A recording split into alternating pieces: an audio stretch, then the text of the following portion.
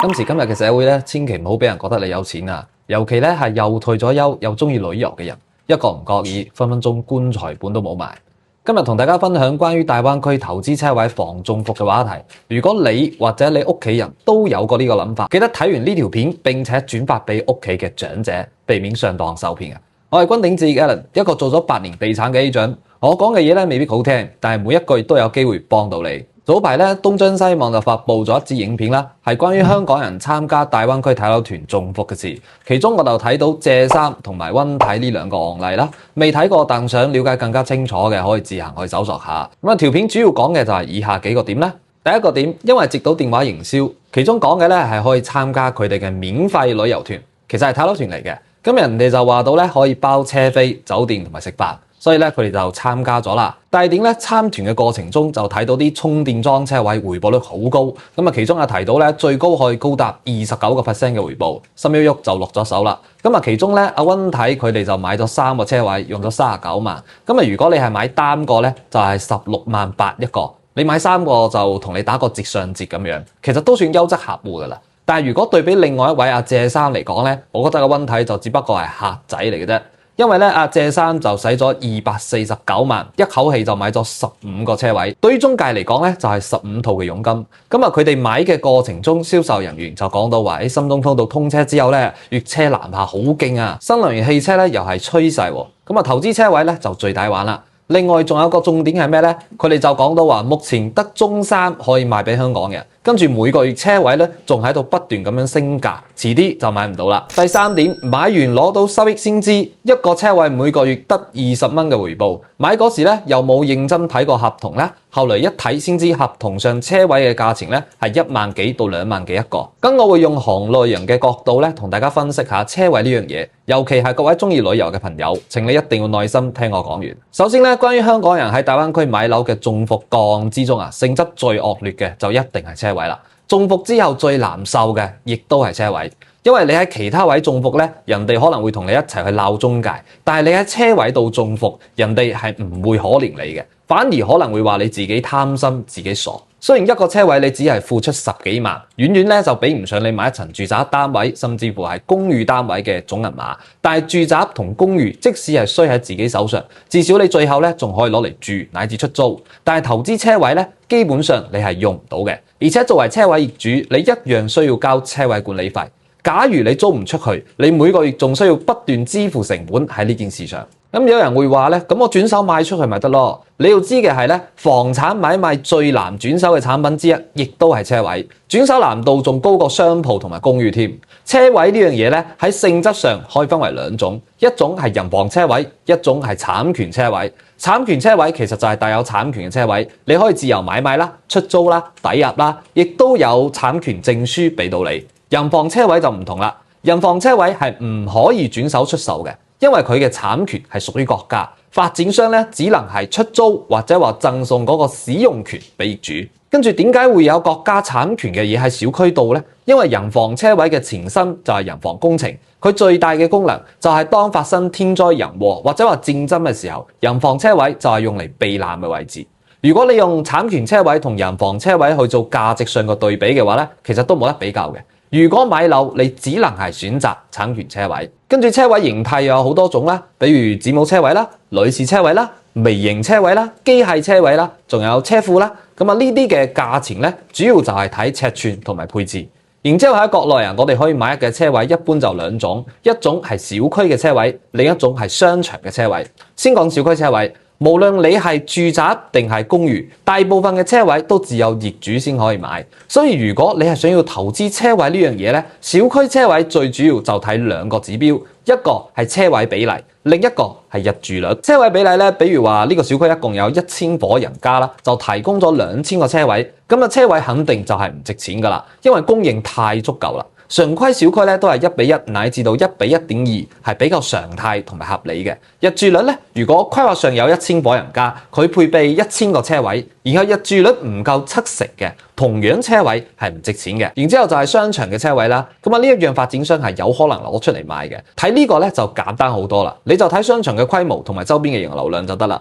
當然啦，如果你唔夠信息搜集能力嘅話咧，建議都唔好亂咁掂，包括國內所有嘅商業類嘅房產。我又留意到條影片咧有一個環節係諮詢咗專家嘅，咁啊其中有講到一個車位嘅均價問題啦，我覺得咧就講得似乎仲未夠全面。首先咧，中山呢個城市最好嘅位置一個車位嘅價錢大約係幾多呢？15萬到30零萬。比如15萬咧就係市區中心位置嘅普通樓盤嘅均價，如果去到30萬以上嘅就已經係真豪宅啦。咁呢度我插一嘴咧，就係我發現好多行家咧，唔知點解就中意將中山嘅一啲普通樓盤講成係豪宅。其實嗰啲咧好多都唔係嘅。中山首先就冇幾多個豪宅啦，兩隻手可能都數得過嚟。而普通嘅車位，例如浸區咧，一般就係5萬到8萬蚊一個。如果係庫存好多嘅一啲盤咧，就會將車位放喺層樓去打包銷售。就可能係買樓送車位啦，或者係俾你一個幾萬蚊嘅車位優惠券咁樣。再插開一個點咧，就係關於充電樁車位。我哋如果係作為業主，我買咗一個產權車位，又買咗一台新能源車。首先咧，汽車商家一般會贈送我哋一個充電樁嘅，然之後咧，我就會到物業嗰度去申報安裝，跟住再到南方電網度申請電標。有啲車商咧仲會有免費安裝，即使係冇免費安裝咧，你自己去安排，網上好多教程㗎啦，工費咧同埋材料費加埋，頂籠都係1000零蚊就可以搞掂啦。所以一般嘅新能源車主咧都唔會去使用呢啲所謂嘅小區內嘅充電樁。咩時候需要用到呢？比如話租客可能會用啦，又或者話出街之後先發現話唔夠電，咁呢個時候咧，大家大多會選擇去商場，或者話而家四周圍其實都有充電樁噶啦，已經好普及噶啦。如果你叫我專門到某一個小區去充電嘅概率太細啦。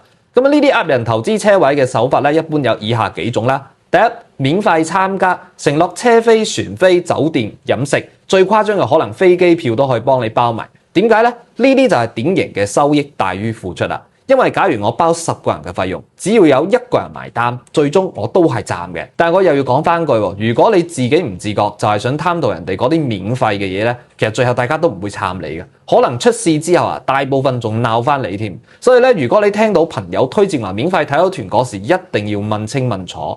咁我又唔係話免費就一定唔好啦，但係倒貼錢俾你嘅事，10件可能有9件都有啲問題啦。第二個，專人服務，其中我留意到好似阿溫體咧有講到一個點，就係人哋服務好好啊，全程跟住你，又幫你夾餸啦，你上廁所仲喺門口等你啦。呢樣嘢咧，其實就完全係阿溫體自己誤會咗啦。你以為嘅貼心服務，其實咧係貼身監視。你係金主嚟噶嘛？如果唔睇實你，一陣上個廁所俾其他 agent 翹客點算呢？又或者係借住免費睇樓團過嚟黐飲黐食嘅，借住上廁所之後尿遁點算呢？所以咧，人哋係驚你走佬，而唔係單純關心你。第三，超高嘅回報率，尤其係今次嘅案例咧，單純每年嘅收益最高回報就可以去到29%，仲要每年車位會升值添。市面上常規產品嘅年回報率咧喺3%到8%已經係非常高噶啦。如果車位真係咁好，好老實咧，其實就輪唔到大家買嘅。中山成千上萬嘅中介早就自己入手啦。而且樓價都下跌緊，車位又如何能夠不斷升值呢？無論係住宅定係車位啦，接下嚟咧都只有核心地段或者需大於求嘅一啲位置先有可能升值。第四個，一般佢哋咧就會專揀年長者為目標，利用年長者嘅信息相對冇咁透明啦，有可能比較容易心軟同埋比較感性嘅弱點，類似溫體呢一類咧就係最佳目標啦。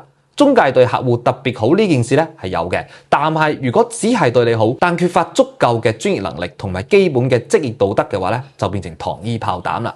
睇到呢度咧，相信你已經對呢樣嘢有咗一個基礎嘅認識啦，知道免費睇樓團同埋充電樁車位並沒有那麼簡單。但係睇樓團係咪一定唔可以參加，同埋車位係咪一定唔可以買呢？其實唔係嘅，如果滿足以下情況咧，都唔係唔得。先講睇樓團，其實睇樓團嘅原型就真嘅唔係詐騙，我自己都操盤過睇樓團，甚至乎最早嘅一個睇樓團咧，仲係我之前公司搞嘅添。呢樣嘢對於地產公司嚟講，你係確實有機會話一日時間你節省到成本嘅同時，做出一筆唔錯嘅業績。而對於買家嚟講咧，又可以多啲人一齊參謀。三人行必有我師啊嘛，有時候你發覺唔到嘅一啲缺點，可能同行嘅人就可以提供多一個唔同角度嘅睇法俾你，算係雙贏嘅。只不過當時間一耐咧，就總會有一啲有心人士利用睇樓團嘅模式去買一啲垃圾資產。一個好嘅睇樓團咧，一定係半定制嘅，而且一般規模唔會太過於大，可能就係20到30人呢個量。最多咧就係10幾批買家啦。所有人參加嘅最主要動機咧係睇樓，所以一般喺組織環節開始咧就唔會係免費，亦都唔會有太過於吸引嘅飲食或者娛樂節目，又甚至乎係睇景點咁樣啦。我哋只有喺做業主回饋嘅時候咧，先可能有娛樂節目，類似晚宴啦，或者組織下去邊度爬山啊、踩單車啊之類嘅。總之個時間線咧係會分開嘅，抑或係只睇樓，抑或係只旅遊。跟住又如何判定制呢？就係所有團友咧都對某個區域或者話某幾個樓盤係有高度興趣嘅。咁喺呢種情況下咧，先成得到團。跟住講車位，如果要話投資咧，就真係冇搞啦。值得你入手去投資嘅大概率你係買唔到嘅。咁啊，除非你買咗某個小區，長期會居住，有呢一方面嘅需求，而且咧個小區嘅車位係比較少嘅。咁你可以考慮，前提就係個單位你會長期持有。如果係大概率以後仲會換嘅話咧，其實你租一個車位，常規價錢就係250蚊到350蚊一個月，貴啲嘅去到500蚊就已經好高啦。如果你係買一個均價遠遠高於周邊嘅樓盤，而且入住率又夠高嘅話咧，佢嘅車位一般都唔錯，因為其中好多家庭屋企咧都係2部車，需求係足夠嘅。而喺買入車位之前，除咗睇小區情況，就係睇你買嘅嗰個區域嘅情況。嗰一區咧，如果係中山經濟落後嘅，你就除非咧係發展商送俾你，如果唔係咧就寧可唔要啦。如果嗰一區咧係核心位，你先至跟住每一個盤嘅情況去做具體判斷就得啦。呢啲參加免費睇樓團之後嘅中伏個案，對於我哋嚟講係應該用嚟警惕自己、提高認知，做每一個投資決定之前咧做多啲功課，分辨好善意同埋惡意。尤其係選擇 agent，一定係其中非常關鍵嘅一個環節。咁如何分辨一個 agent 好同壞呢？大家如果想知，可以喺評論區留下有興趣3個字，留言嘅人多呢，我就盡快先出呢條片。嗱，今日分享呢條影片咧，得罪嘅人就多啦，由頭到尾得罪咗一邊。如果你覺得對於你係有幫助嘅話咧，記得點個 like 俾我啊！如果你目前睇緊樓，想得到專業而且負責任嘅建議嘅話咧，記得喺說明欄嗰度聯絡我。我係 Alan，一個8年嘅地產人。我講嘅嘢咧未必好聽，但係每一句都有機會幫到你。我哋下期再見啦！